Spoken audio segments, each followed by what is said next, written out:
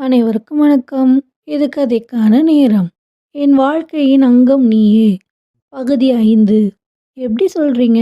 என்று லலிதா கேட்க, தங்கதுரை, அவன் அவனோட காதலுக்காக எதை வேணாலும் செய்வான் என்றார். அங்கே நித்தின் வீட்டில், என்னடா காலையிலேயே கிளம்பி போனியே, வேலை கிடைச்சிடுமா?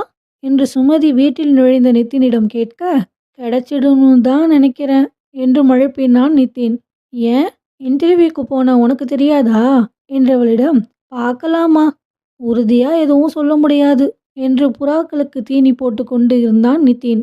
ஆமா, இப்படிதான் ஐபிஎஸ் எக்ஸாம் எழுதிட்டு வந்தும் சொன்னேன், ஆனா அதுலேயும் தேரலையே என்ற அம்மாவின் புலம்பல்கள் ஆரம்பமாகியது. சிறிது நேரம் கழித்து தன் படுக்கை விரிப்பில் படுத்துக்கொண்டு கண்களை மூடினான் நிதின். டேய், காலையிலேயே சாப்பிடாம போன, கடையிலையாவது சாப்பிட்டியா இல்லையா? இந்தா சாப்பிட்டு படு என கூறவும் மறுமொழி பேசாமல் சாப்பிட்டான் நிதின். சிறிது நேரம் உட்கார்ந்திருந்தான். பிறகு படுத்து தூங்கி போனான். மறுநாள் காலை தான் எழுந்து புறாக்களுக்கு தீனி இட்டுவிட்டு வெளியே கிளம்பினான்.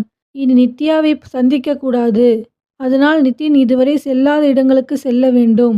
மிதிவண்டியை முடுக்கி கொண்டு விரைந்தான் ஊருக்கு வெளியே.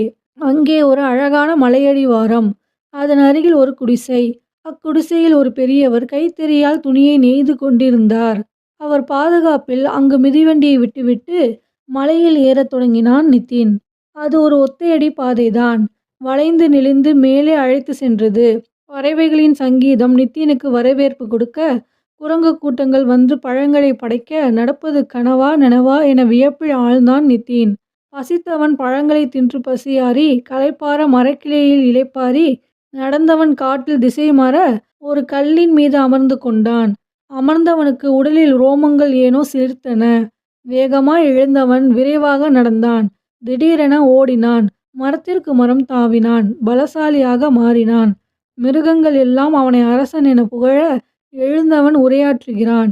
நான் மனுஷங்க உலகத்துக்கு போயிருந்தேன். அங்க எல்லாமே பணம்தான். பணம் இல்லாதவனை பெணம்னு சொல்றாங்க. 5 நிமிஷம் வேலைக்கு 50 ரூபாய் கூலி. இப்படி அன்பற்ற மனுஷங்க அழிக்கப்பட வேண்டியவங்க. இப்படியே போனா நம்ம இடங்களை அபகரிச்சு எதுவும் இல்லாம செஞ்சிடுவாங்க. ஆக மனுஷங்க மேல நாம படையெடுப்போம். புறப்படுங்க, புறப்படுங்க என்று வீராவேசமாக கூவினான். டே மவனே, என்னாச்சு? ஏன்டா இப்படி கத்துற என்றவாறே சுமதி நித்தினை எழுப்பினாள். எழுந்த நித்தின், ஒன்றும் இல்லம்மா என்றான். இருந்தாலும் சுமதி திருநீரை அள்ளி நெற்றியில் பூசிவிட்டு சாமியை வேண்டிக் கொண்டு சென்றாள். நித்தின் மணியை பார்த்தான். அதிகாலை 3 மணி. மீண்டும் படுத்தான். தூக்கமே வரவில்லை. தனது டைரியை எடுத்து எழுதி கொண்டிருந்தான். காலை விடிந்ததும் மிதிவண்டியை முடுக்கி கொண்டு விரைந்தான். கனவில் பார்த்த அதே மலையடிவாரமும் குடிசையும் இருந்தது. அங்கு யாரும் இல்லை. அதில் மிதிவண்டியை மறைத்துவிட்டு மலை மேலே ஏறி சென்றான். பாதைகள் வளைந்து வளைந்து செல்ல சிறு தூரத்தில் ஏதோ சப்தம் கேட்பது போல் தோன்றியது. அருகே நெருங்கி போனான். அங்கே ஒரு கட்டிடம் இருந்தது. அதன் நுழைவாயிலிலும் அதைச் சுற்றிலும் பலர் காவல் காத்தார்கள். துப்பாக்கி கையில் ஏந்தி. மறைந்திருந்து அங்கு நடப்பதை வேவு பார்த்தான் நிதின். அங்கிருந்தவர்கள் அவர்களிடம் பேசிக்கொண்டது நிதினுக்கு புரியவில்லை. அங்கு ஒரு பெண்ணை இழுத்து வந்தார்கள். அந்த பெண்ணின் முகத்தை பார்த்தான். அது நேற்றைக்கு முன்தினம் காணவில்லை என்று தொலைக்காட்சியில் ஒளிபரப்பான முகம். இப்போது நிதினுக்கு புரிந்தது, அது ஒரு கடத்தல் கும்பல் என்று. உடனே போலீசுக்கு தகவல் கொடுத்துவிட எண்ணி எழுந்த நிதினை அந்த கூட்டம் பார்த்துவிட்டது. டேய், ஒருத்தன் எல்லாத்தையும் பார்த்துட்டு தப்பிச்சு போறான், அவனை பிடிங்கடா, அவனை சுட்டு தள்ளுங்கடா என அங்கு இருந்தவன் கூற நிதின் அவர்களை திசை திருப்பி அந்த பெண்ணை தப்பிக்க வைத்தான். மறுநொடியில் துப்பாக்கிகளின் சத்தம் மலையே அதிர, குண்டுகளால் துளைக்கப்பட்ட நிலையில் நிதின் மலைச்சரிவில் உருண்டு ஆற்றில் போய் விழுந்தான். ஊரில் நித்யா நிதினை தேடினாள். எப்போதும் என்னை பார்க்க வரவன் இன்னைக்கு வரலையே, அப்பா அம்மா பேசினதை வச்சு கோவமா இருக்கானா என மனதில் 1000 கேள்விகள் உருவம் பெற அவனை தேடி அலைந்தாள் நித்யா. ஆனால் தேடியவள் கண்களுக்கு நிதின் தென்படாததால் பேதையவள் கண் கலங்க தன் வீட்டிற்கு வர, என்னாச்சுமா, கண்ணெல்லாம் இப்படி கலங்கியிருக்கு என லலிதா கேட்க, நித்தினை எங்கே தேடியும் பார்க்க முடியலம்மா. நான் தேடுறதுக்கு முன்னவே ஓடி வரவன் இப்போ உங்களோட வார்த்தையால் மனசு உடைஞ்சு போய் எங்கே போனானோ என்று தன் பெற்றோரின் மீது கோபப்பட்டாள் நித்யா.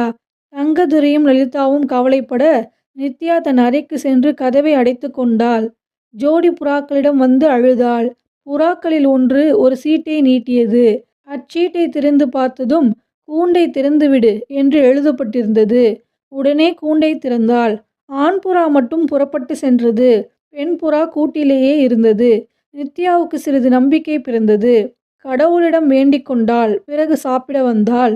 தன் அப்பா அம்மாவிடம், என்னை மன்னிச்சிடுங்க அப்பா, மன்னிச்சிடுங்க அம்மா, நான் தான் அவசரப்பட்டுட்டேன் என்று வருந்த, பரவாயில்லம்மா, நீ நித்தினை எவ்வளோ நேசிக்கிறேன்னு இதிலிருந்து எங்களுக்கு தெரியுது.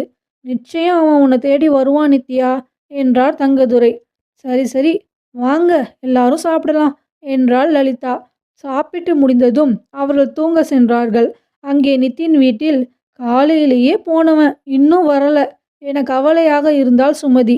கவலைப்படாத சுமதி, அவன் வந்துருவான் என்று ரவி சொன்னார். கவலையோடு சாப்பிட்டார்கள். நித்தினுக்கு ஏதும் ஆகாது என்ற நம்பிக்கையில். சாப்பிட்டதும் ரவி புறாக்களுக்கு தீனி போட்டு பின் தூங்க சென்றார். ஆனால் மறுநாள் விடிந்த பிறகும் நித்தின் வரவில்லை என்றதும் சுமதி ரவியிடம் என்ன கூறினாள் என்பதை அடுத்த பகுதியில் அறிவோம். தொடரும். இந்த சிறுகதை வீடியோ பிடிச்சிருந்தா மறக்காம லைக் அண்ட் சப்ஸ்கிரைப் பண்ணுங்க. உங்களுக்கு தெரிஞ்சவங்களுக்கும் இந்த வீடியோவை மறக்காம ஷேர் பண்ணுங்க. உங்க கருத்துக்களை கமெண்ட் பண்ணுங்க.